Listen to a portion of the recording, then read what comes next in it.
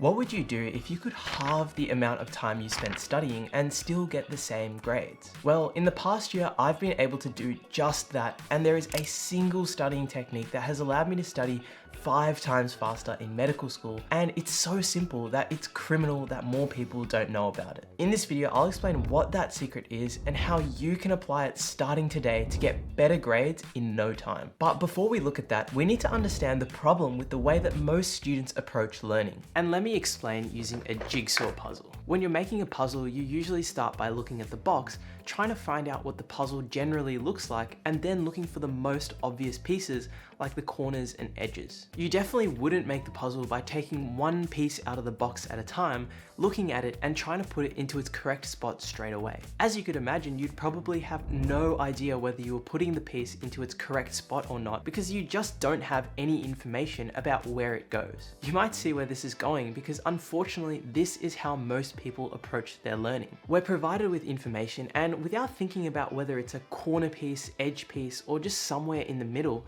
we just write it straight down into our notes. We're taught to learn information in the order that a teacher or textbook gives to us, when there's no guarantee that learning information in that order will make sense to us. So how do we fix this problem, and what's the secret that helped me learn 5 times faster? Let me show you with this example from med school. This is the information that we might be required to know for one condition, heart attack. Usually, we're expected to know the definition, the risk factors, what happens at a cellular level, the symptoms, the complications, how we test for the condition, and how we treat the condition. Most of the time, we're taught going straight down the page with the definition first, but this can make the information so overwhelming, and by the time we reach the 4th or 5th section, we might have completely forgotten what the definition was to begin with. So how do we fix this? Well, it starts by realizing that some pieces of information are easier for us to learn than others. Some information will be like an edge piece. It'll be really easy for us to learn and place in the puzzle because we might already know something about it. If you can place this edge piece by learning this information first,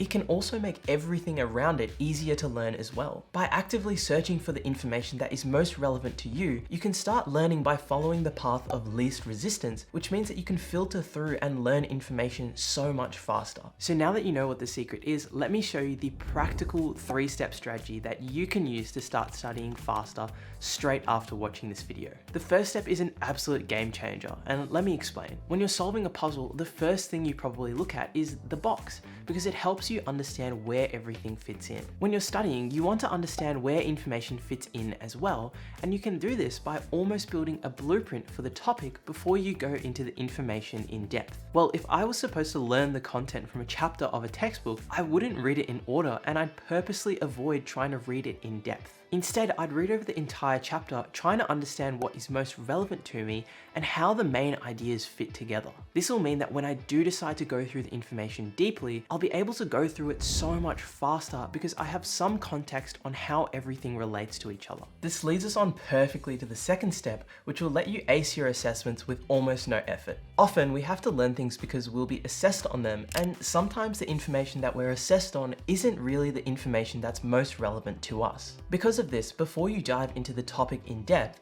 doing some practice questions to find the areas of the topic that are most commonly assessed and to find any gaps in the resource that you are looking at will help you make sure that you're always learning the most useful information. You'll probably get most of these questions wrong, but that doesn't even matter because it's the process of doing these questions that will help you absorb information so much faster and prime you for success in your assessments. Once you've completed these first 2 steps, you'll know where the information fits in and you'll have an idea of what will be tested.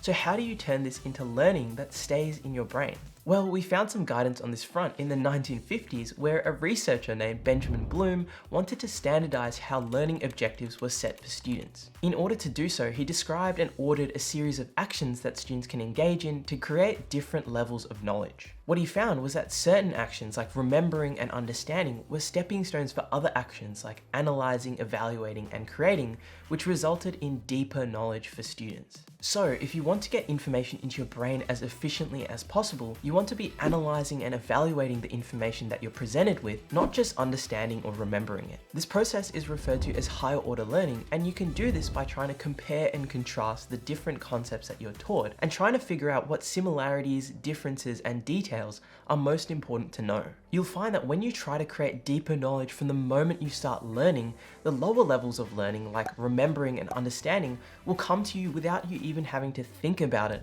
which makes learning so much faster. But there is one huge mistake that students make which stop them from gaining all of these benefits. You can think of learning in the way that I've described, like trying to make your way through a maze. When you go into a maze, it's almost inevitable that you'll run into a dead end. Much the same when you're reading things out of order, comparing and contrasting different concepts, and trying to figure out what is most important, there will be times where it feels quite difficult and you might not know how things fit in. The problem is that when this happens, students often get demotivated and start thinking things like, I'm so dumb, I just can't get this, or I'm just not good at this subject. The thing is though, if you were in a maze and you reached a dead end, you wouldn't just stop and completely give up. In fact, it's almost impossible to get through a maze without trying a path that leads you to a dead end. If anything, taking these wrong paths is what helps you realize what is wrong and that another path might lead you to your destination. And that's the thing that sets the best students apart. When they're learning, they embrace the challenge of going down different paths because they know that the challenge of finding dead ends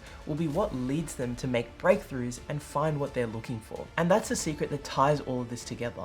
But even when you've embraced this, it can be hard to apply this in the classroom when things are moving so quickly. You need strategies to be able to adapt to the classroom environment. But where can you find them? Well, click on this video here to find out the exact reasons why you shouldn't learn in class and how you can take what you've just learned and make your class time 10 times more effective.